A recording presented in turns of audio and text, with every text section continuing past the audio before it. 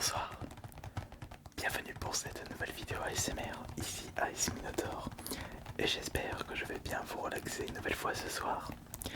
Et j'aimerais que l'on écoute en détail tous les jeux Nintendo sortis à ce jour. J'ai le nécessaire au vu de ma collection personnelle de jeux vidéo, donc j'ai pu récupérer chaque jeu Nintendo sorti à ce jour. Enfin, pas vraiment, puisque je ne possède pas chez moi des jeux Virtual Boy. Mais on va mettre de côté les Game & Watch puisque c'est plus considéré comme des jeux électroniques. Et donc, quel est le jeu Nintendo le plus relaxant? Est-ce qu'il s'agit d'un jeu issu d'une console de salon, d'un jeu issu d'une console portable? Est-ce qu'il s'agit du jeu Game Boy? Est-ce qu'il s'agit du jeu Nintendo Switch? Ou peut-être le jeu N64? Ou je dirais le jeu GameCube? Ou peut-être le jeu NES? La Nintendo 8-bit? Ce sera à vous de me dire quel est le jeu Nintendo le plus relaxant dans l'espace commentaire de cette vidéo. Donc on va commencer par le commencement. On va commencer par les jeux sortis sur console de salon. Et après on écoutera les jeux sortis sur console portable. D'accord? Et on terminera par le jeu sorti sur la console hybride. Donc,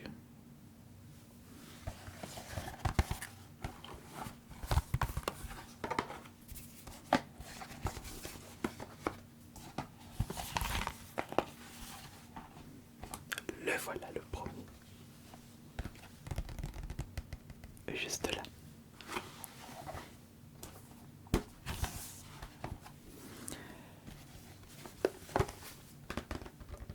Voici un jeunesse.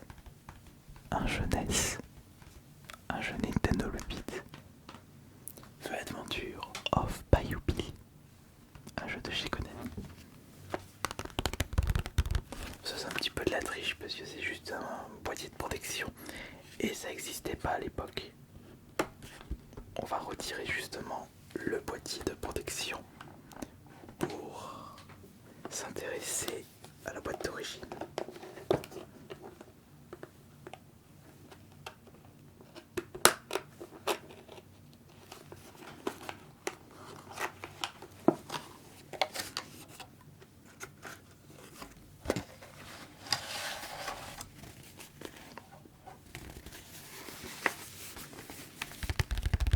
Boîtier rectangle. The Adventure of Bayou Billy, vous êtes un cachin déchaîné sur les traces d'un rat des marais. Pour la toute première fois, une aventure au sein des marais. Fétide regroupe 3 des plus terrifiantes actions vidéo. Ouais. C'est un jeu mélangeant le shoot, le beat'em up et la course.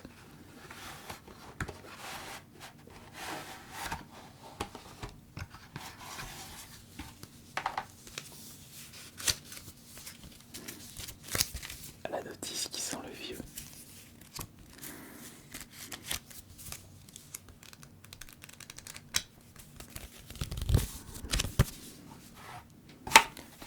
Et voici le jeu.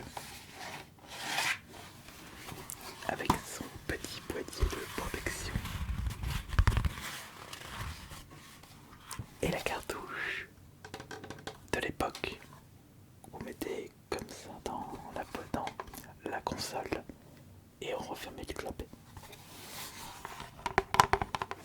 Et ça marche une fois sur deux. On sent que la boîte est vide.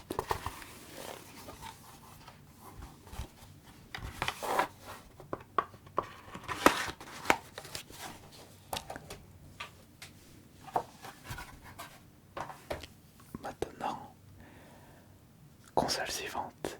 Après la NES était sortie la Super Nintendo. Oui, la Super Nintendo. Oh, oui, oui en effet, la Super Nintendo.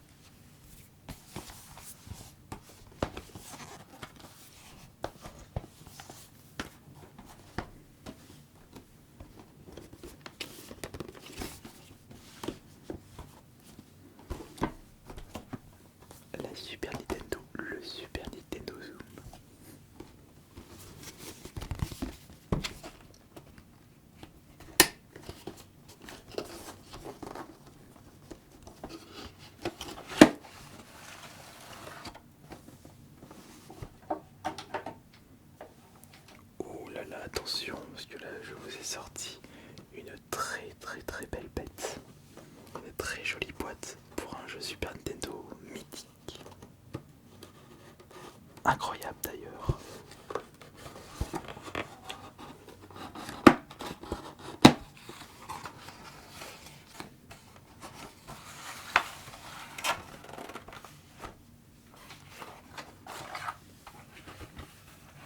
Petit boîtier de... Non, c'est pas ça, c'est pas un boîtier de protection. Une cale, voilà le vrai terme.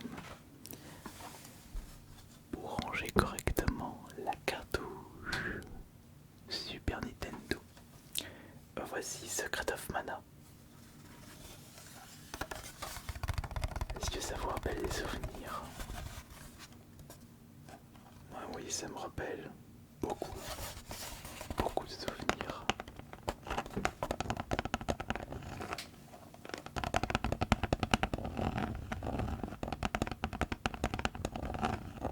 Énormément de souvenirs.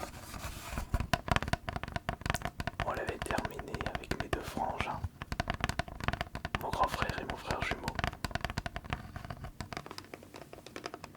On pouvait jouer à 3 et on avait fait toute l'aventure à 3.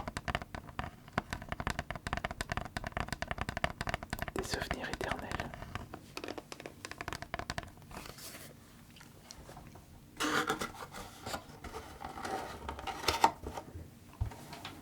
Vous la trouvez pas magnifique la boîte? Le bien ou le mal, lequel conquérera le cœur d'un jeune guerrier? Une force universelle maintient l'équilibre parfait entre le bien et le mal.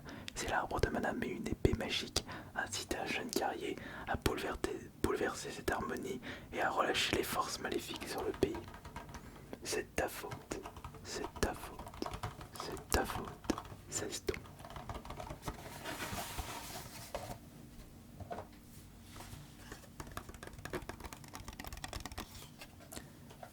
Après la Super Nintendo, la Nintendo 64.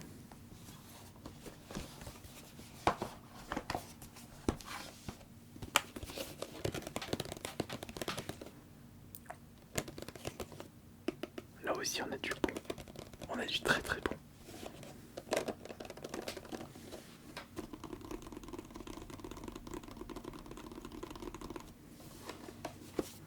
On a de l'excellent, un chef-d'œuvre.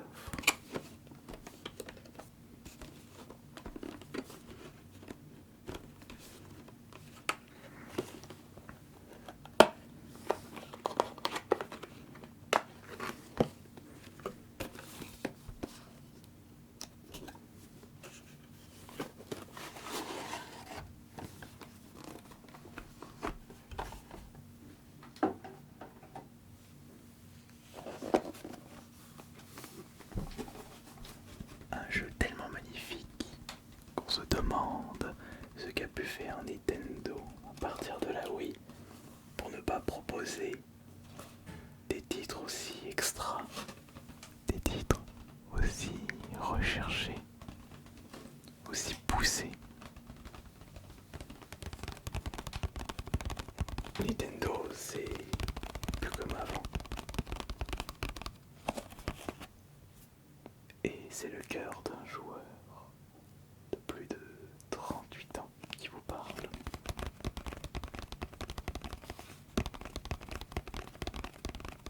Ça fait 32 ans que je joue aux jeux vidéo. Je suis bien placé pour vous dire que Zelda, les derniers Zelda ne valent pas du tout les anciens Zelda. Ne me sortez pas l'exemple de Zelda CD s'il vous plaît.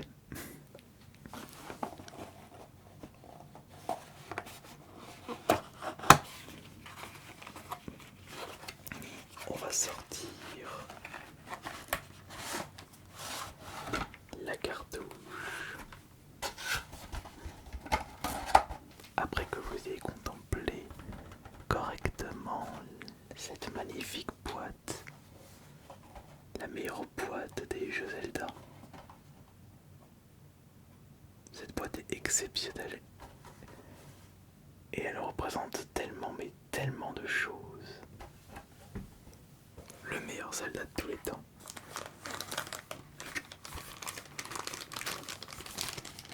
On peut constater que la cale pour mettre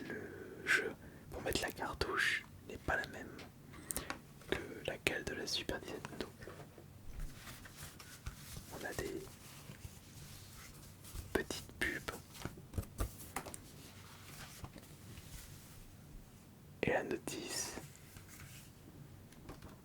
Une notice en couleur avec des artworks qui vous donnant envie de le lire tous les soirs avant de se coucher et d'essayer de se remémorer toute notre expérience de jeu. Ce jeu incroyable. Ce jeu excellent. Et tout ça dans cette petite cartouche. C'est pas mon jeu de l'époque. C'est mon frère qui l'a conservé. Mais je vous rappelle qu'il s'agit d'un jeu sorti en 1998. 26 ans. Et Nintendo n'a jamais réussi à faire mieux que ça.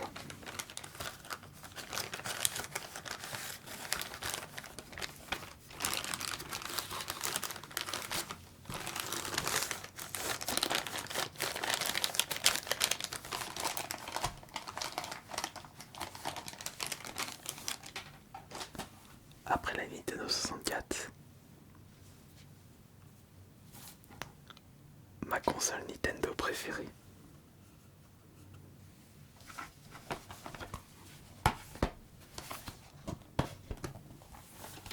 La GameCube. Voici une pépite cachée de la Nintendo GameCube, Killer 7, un jeu complètement barré de chez Suda 51. Du Capcom, comme on ne voit plus en ce moment. Il y a beaucoup moins de prise de risque du côté des grosses compagnies pour les nouveaux jeux vidéo. Il faut aller voir du côté indé pour voir des pépites de ce style. Enfin, des jeux autant barrés. Même dans la scène indé, ça va être un peu compliqué de trouver. Mais ce n'est pas impossible. Si vous n'avez jamais eu l'occasion de découvrir Killer 7, je vous le recommande. Surtout que son style graphique n'a pas si mal vieilli que ça.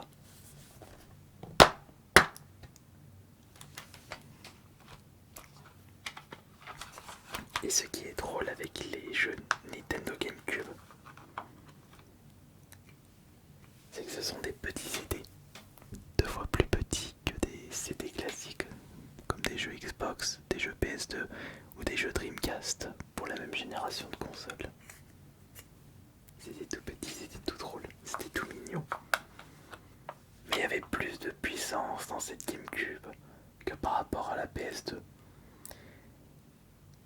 Mais elle n'était pas la plus puissante de cette génération. Xbox était présente.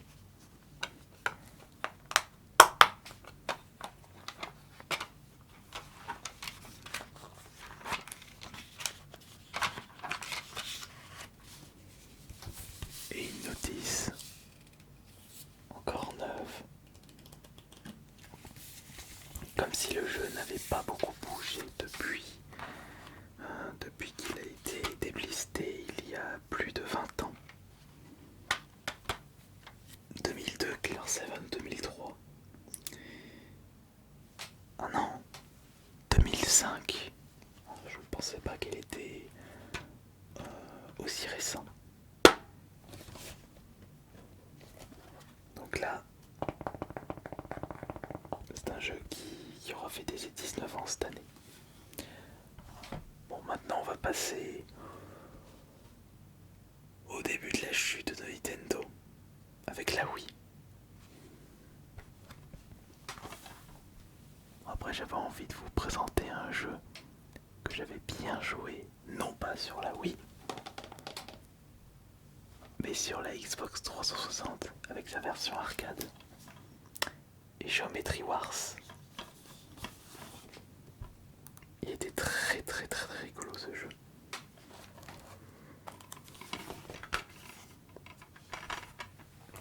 Et à partir de la Wii, Nintendo a décidé d'utiliser utiliser le format classique.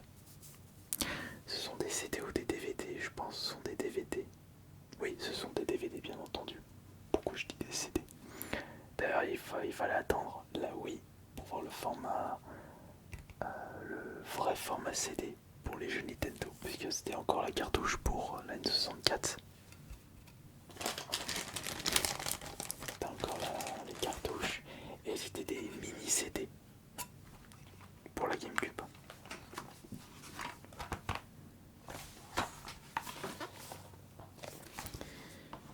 Pas beaucoup de différence pour la génération suivante.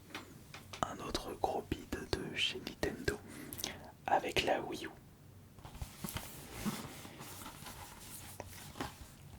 Pour ne pas dire Wii 2. Et ça se rapproche beaucoup de la Wii. Bon, et bien maintenant, on va passer aux consoles portables. Avec la... Ah non, j'ai pas pris la... Ah non, j'ai pas pris la première console portable Nintendo, la Game Boy. Je suis direct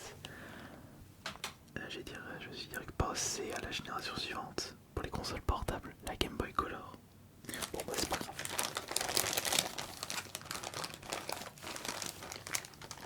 Erreur de ma part. Et j'ai oublié un jeu Game Boy. Bon.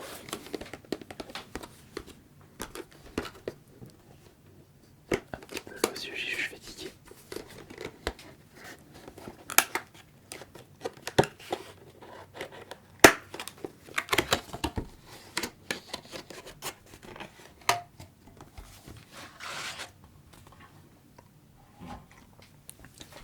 Regardez comme ce jeu est magnifique. Heroes of Might and Magic. Un portage du célèbre jeu de stratégie sorti sur PC. Pour une version Game Boy Color, une version portable. C'était un pari très très risqué. Et pourtant, la société 3DO a réussi haut la main. Attends, non, c'est pas 3DO qui ont fait la version Game Boy Color, le portage. Il marque... Non, c'est No Wonder. Il y a marqué infogramme aussi. Est-ce qu'il s'agit d'une branche appartenant à... Infogramme, la société... Enfin, le pas de développement du Wonder, je ne sais pas.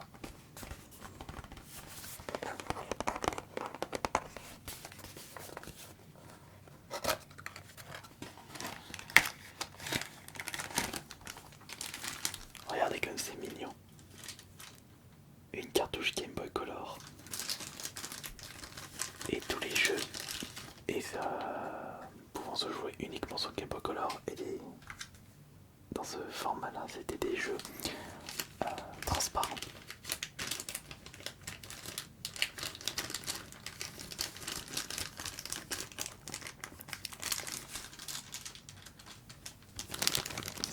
Ça avait du charme. Ça a du charme. Je me demande s'ils n'avaient pas mis ça en place pour montrer que c'était que les jeux qui vendaient étaient des jeux officiels. Car il y avait pas mal de copies de jeux Game Boy.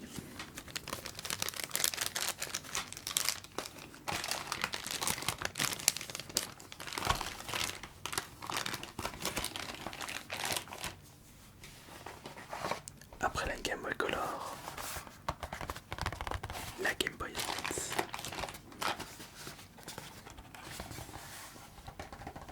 C'est Wolfenstein 3D.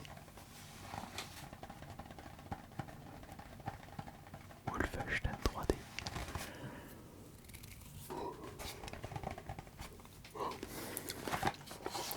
Après la Game Boy Advance, la DS. Et là, concernant les cartouches, on a bien... Enfin, Nintendo a bien réduit la taille. Bon, c'est sa petite notice. Moi, ils ont également réduit l'épaisseur des notices. Non, là encore, on on avait le droit encore à des notices bien colorées. Eh bien, non, c'est pas autant fourni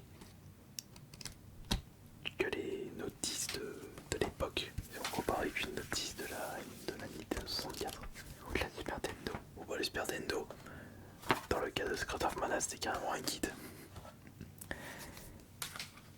Mais ce que je disais, avec les cartouches étaient toutes petites. Oh, ça doit. Ça, c'est votre époque, je pense. Alors, je me demande quel a été votre premier jeu Nintendo. Enfin, c'était quelle console? Vous avez découvert Nintendo avec une console de salon, une console portable. Et quelle était cette console? Vous êtes plus Team Wii DS, Super Nintendo, Nintendo NES, enfin je veux dire Game Boy, ou plus GameCube, Game Boy Advance. Ça dépend de votre âge.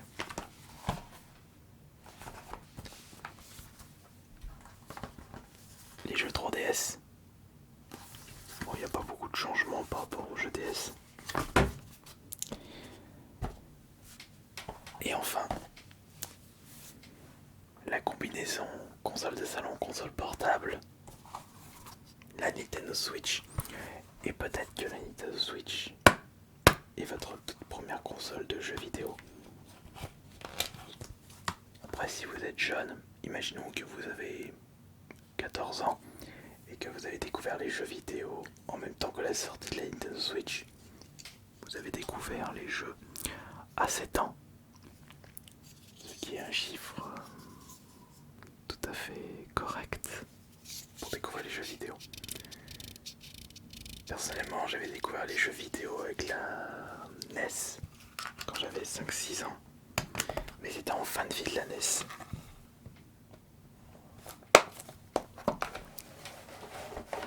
Je sais pas si vous vous rendez compte, j'avais découvert les jeux vidéo avec ces cartouches NES. Et avant d'arriver au jeu Nintendo Switch, j'ai découvert les jeux Super Nintendo, les jeux Nintendo 64, les jeux GameCube, les jeux Wii et les jeux Wii U. Sans oublier la concurrence avec les jeux de chez Sega, de chez Sony, de chez Microsoft. Console de salon, console portable. Je crois que je me fais un petit peu trop vieux là. Bientôt 40 ans.